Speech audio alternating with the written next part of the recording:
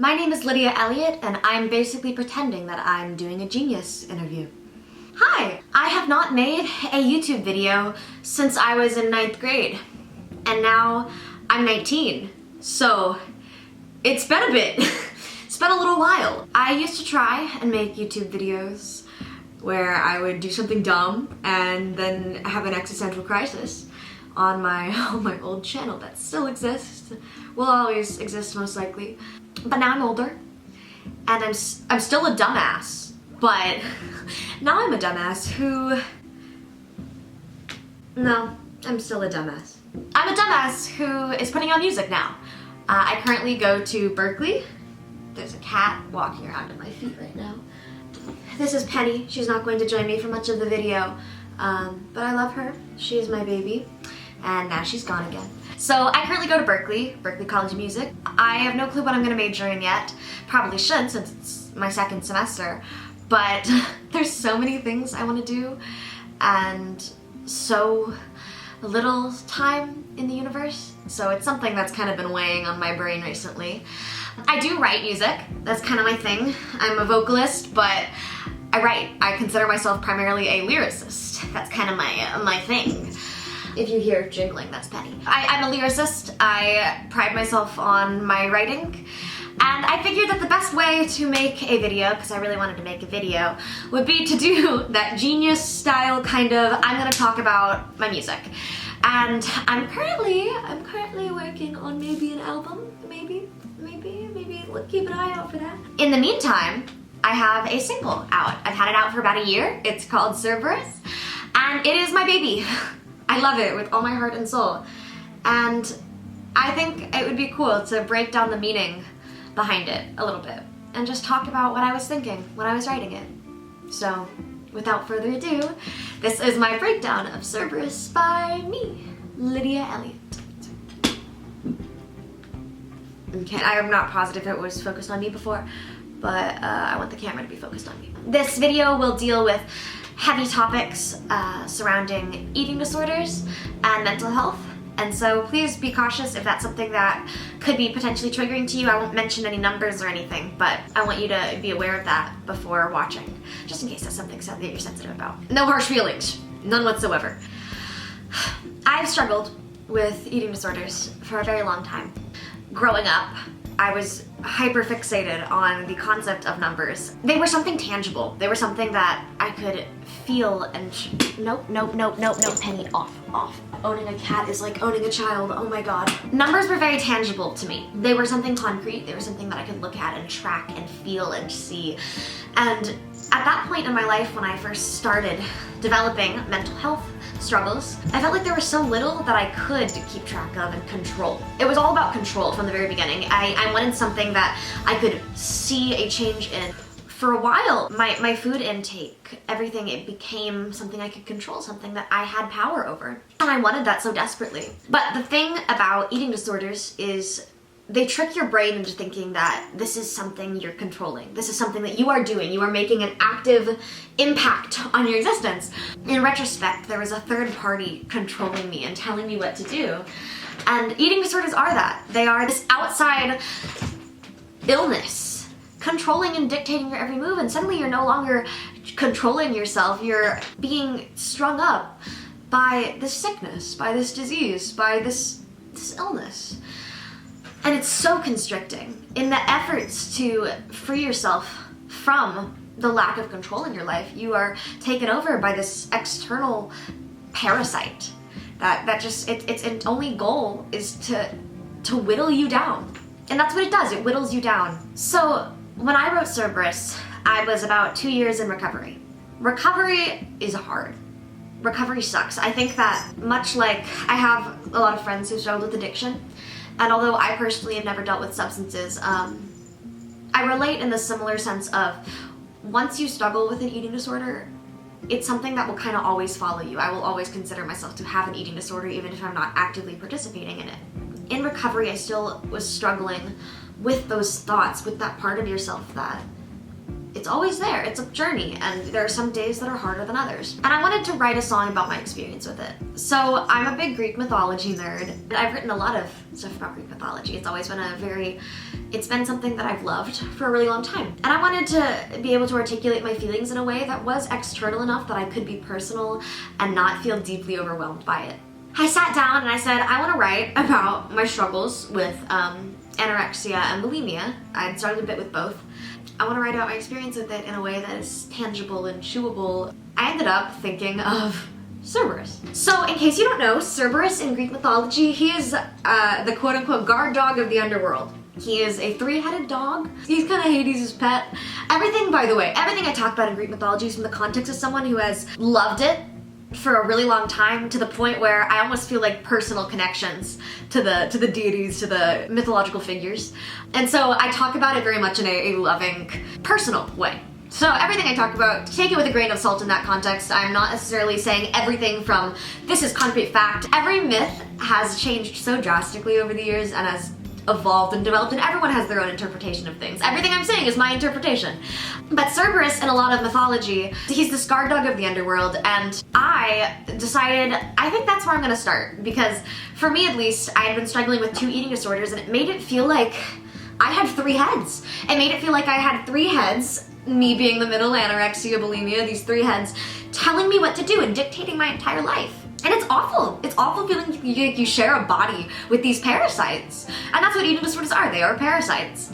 I sat down and I kind of approach everything in a very organized, practical way, which is ironic because my apartment is typically chaos. I sat down and I made a chart. And so I started doing a bunch of parallels between my experience with eating disorders and Cerberus. And it all kind of started piecing together in a way that I had never really expected it to. It made a lot of sense. Cerberus in mythology has been conquered or defeated 3 different times by different heroes. Once, he was stopped with music. He was lulled to sleep, kind of like if you see in the Harry Potter movies. Fluffy is lulled to sleep, same with Cerberus. So he was defeated with music. He was wooed by a honey cake. So with food, and I think it was Hercules. Don't quote me on that if I'm wrong. He was defeated by Hercules with a test of strength. And I just really loved that. I loved the parallel between my experience with eating disorders. I tried to overcome it through music, which is the way that I articulate my feelings, the way that I cope, the way that I work on myself. Music with food. And I know this sounds dumb because eating disorders are so heavily focused on food, but for me at least, I remember watching a TED Talk a really long time ago about a girl who she had struggled with anorexia for a while. And she said something that makes a lot of sense to me, and it's a lot of people with eating disorders really do love food. It's something that I at least got a lot of pleasure out of for a while. That's why recovery was really difficult for me because the pendulum swung and I was no longer starving myself, I was overeating. I was binging. But a lot of people with eating disorders really love food. And the reason why we restrict ourselves, and then this is not the case for everyone, but for a lot of people, the reason why it's so restricting is because it's control. It's sometimes a level of self-punishment. For me, it wasn't self-punishment so much as a control thing. If you love something and you're restricting yourself, you are controlling that love. Part of recovery for me, initially at least, was acknowledging that I love food and I'm allowed to love food. It nourishes my body. It gives me sustenance. I would die without food. And living life afraid of food really sucks. Like, it really sucks. There's nothing good about that. So for me at least, food was a part of recovery for me, 100%. And the final element I think makes a lot of sense. I don't have to explain it too much, but strength. Fighting an eating disorder takes strength, a lot of it. The recovery process was so deeply connected and woven with music, food, and strength. So I was writing all this out and I was like, I really love this. I think that this is a really good analogy to use when talking about my experience with eating disorders. So this is where it becomes a genius video. I'm gonna break down the lyrics a little bit. The first verse. I can see her. She is deadly beautiful. Starving for touch. Longing for love. So her. I personified personified anorexia and bulimia in this song, and her is anorexia. I always imagined her as very gaunt, very ghostly, and delicate and sickly, but in this almost beautiful way, because anorexia, it lulls you in. It feels beautiful in the moment. It feels ghastly and ghostly, delicate, fragile. It feels, you feel fragile. And it's sickness. It is sickness, and I perceive her as sick. I perceive her as very sick. Her that I'm referring to is anorexia. My relationship with her. She is deadly beautiful. Because she is, in a way. She lulls you into thinking she is beautiful. Starving for touch, longing for love. She is longing for this attention, longing for this care to be given, longing for control, longing for something. And she will never have it. She will forever be starving for something that she cannot fill herself with. She's a sickness. Second half of first verse. He's there too. He has scourged on all my faults, chock full of hate, but begging for another plate. Bulimia is our second guy. I didn't struggle with bulimia as aggressively for as long. It was something that I did experience for a bit. Anorexia, I perceived her as me 100%. Bulimia was this external force that was trying to take control of me after I had relinquished some of that control from anorexia. When I was struggling with bulimia, I was constantly trying to fill this void in myself with food. And I would binge, and then you'd have that guilt afterwards, this immense guilt of, God, what am I doing? I'm sick. And you would then proceed to purge, to throw up, to release all of this. And you'd convince yourself, like, this is okay. This is okay, and it's not okay. I'm a singer. That's like my thing. I sing. And as a singer, like, I can't be destroying my body, my vocal cords like this. And it's just not healthy. You're still in that cycle of, although yes, you're eating now, you're not eating healthily, it's an eating disorder.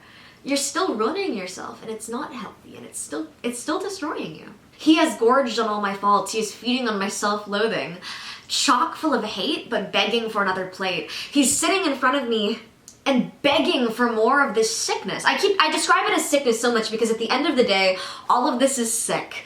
It is a sick mentality, it is a mental illness. And if you are struggling with anorexia or bulimia or any type of disordered eating, I cannot stress enough, it is never too late to ask for help, and asking for help isn't a bad thing. And it feels so out of control, but it will get better.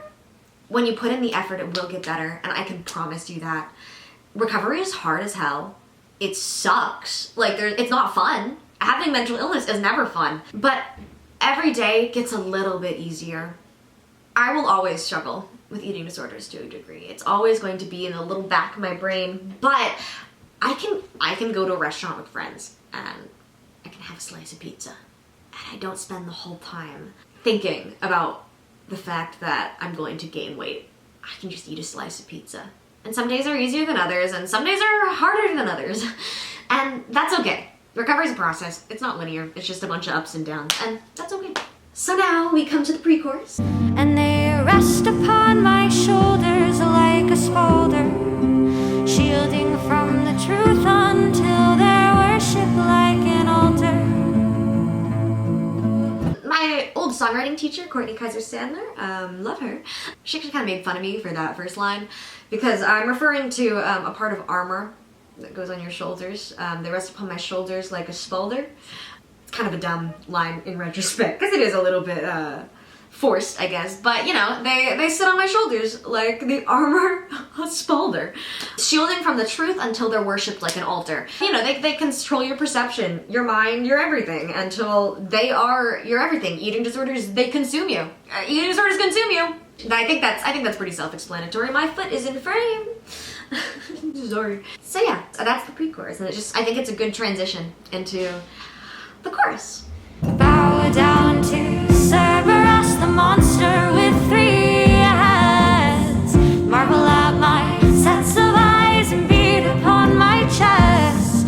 For your laughter fails to hurt me, and your love don't sink in deep. My heads, they tell me secrets, and it's those I'll always keep. The song was less about, I guess, guess, recovery so much as existing with an eating disorder. In this chorus, I imagine it as all three heads speaking. Bow down to Cerberus, the monster with three heads. I submit to this beast that I am. Submit to this three-headed amalgamation that is being puppeted around, being just existing in this horrific monstrous form. Because at the end of the day, I was so consumed by my eating disorder, by these thoughts, that I wasn't a person. And in no way am I dehumanizing people who struggle with mental illness. I've struggled with it.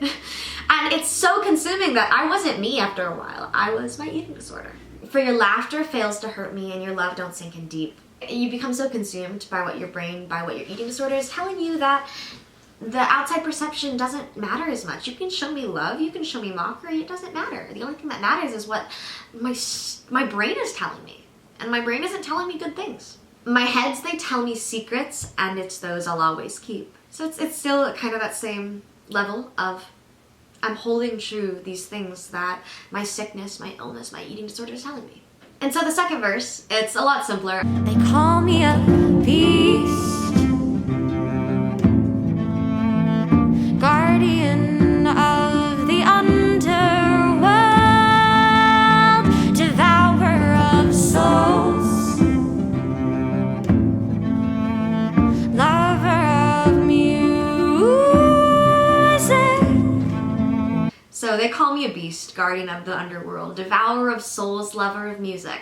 It's all just kind of tying into that Greek mythology element of it. I'm describing Cerberus in a way that I connect with. Lover of music, devourer of souls, beast, guardian of the underworld. These are all just like, I love music. I am consumed by my eating disorders. I'm a beast in this state. Like, all of these things, they're just imagery. It's just imagery at the end of the day. So that one goes into the second pre-chorus. And I'm tasked with carefully guarding all the fallen, but I find the hunger deep within me is always calling. So this is, in a way, I'm just kind of saying, to some degree, I've helped some of my peers, some of my friends with their mental health struggles. I've been very much an open, like, advocate for mental health stuff, because I very much think that it should be something that is talked about, that is destigmatized in a lot of ways. And so I tasked with carefully guarding all the fallen. I took it upon myself to be a symbol of hope for people. Like, you know, she's in recovery, she's doing good. But recovery isn't always easy. But I find the hunger deep within me always calling. No matter how far I get, sometimes I have hard days where I'm consumed by these awful thoughts. So we get back to the chorus. Bow down to Cerberus, the monster with three heads. Marvel at my sets of eyes and beat upon my chest. For your laughter fails to hurt me and your love don't sink in deep.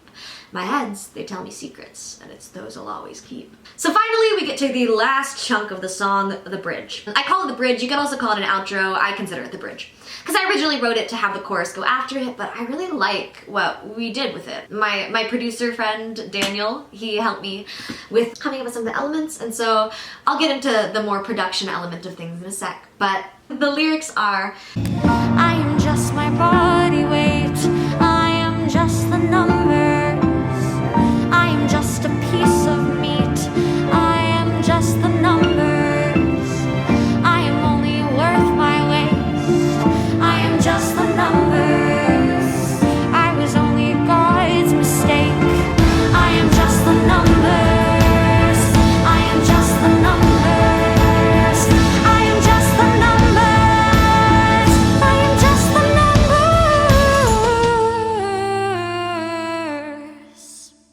I kind of talked a little bit at the beginning about my fascination with numbers, my fixation on it, and that's kind of what it boils down to. I am just my body weight, I am just the numbers. I am just a piece of meat, I am just the numbers. I've referred to myself as a piece of meat in so much of my music. You'll hear a little bit more of it on this maybe album. I don't know, I feel like that's a very visceral image for the objectification of myself. I am just a piece of meat, I am something to cook and eat and perceive as an object. Nothing more, not a human, a piece of meat. I am only worth my waste, I am just the numbers. Once again, the objectification of myself, the demeaning of myself to these numbers, to this size. I was only God's mistake.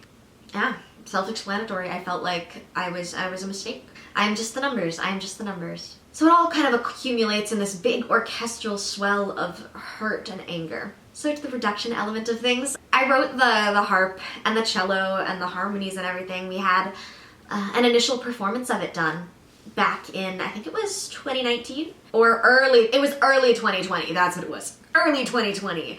Pre-pandemic world. We did a performance of it live with a harp and two harps and a cellist and 2 backup vocalists, and it was a really wonderful performance. I was really happy with it.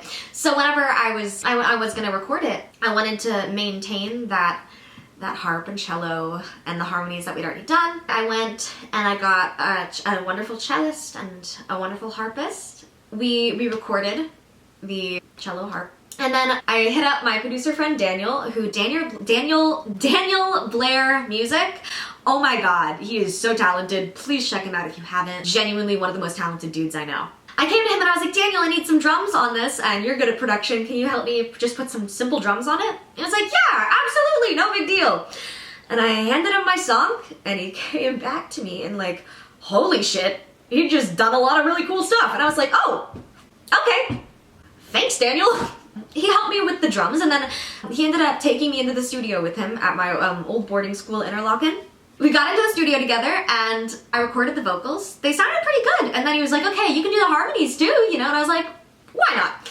And he did this really cool thing where we layered a bunch of vocal tracks to create this kind of like really big effect that I really liked, and I still really like it. It just made it feel very full in a really nice way. So we recorded the high harmony, the low harmony, which I wasn't great with harmonizing at the time, so it was a little bit difficult, but you know, it's my song. I wrote it. Not too shabby. Finally, I gave it to him to help try and mix and whatnot, and he kept coming back to me at the very end and was like, ooh, can I add this piano? And I was like, go for it. Can I add this French horn? Yeah, let's do that. And I just kept building and building until it was this really cool orchestral big ending. He did a really good job helping me with that, and I super appreciate him. So I had this song, and I ended up putting it out into the universe. Interlochen helped me make a music video for it, so shout out to Interlochen Arts Academy in Michigan. Thanks, guys. I put it out into the universe. He ended up playing it at my graduation, which was really cool, and I had some really nice comments from people saying like, oh, I really resonated with this, and I was like, I'm glad that it could help in some way, I guess. And that's kind of what I want to do with my music.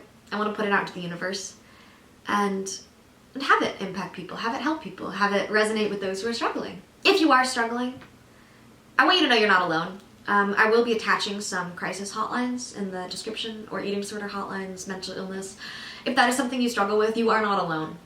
Lots of people have dealt with it, and it fucking sucks. It fucking sucks. And I am sorry that that is something you have had to struggle with. And it will get better. Some days are hard, some days are good. But not every day has to be like this. I pinky swear. Reach out. Don't be afraid to talk to someone. You won't have to deal with this forever.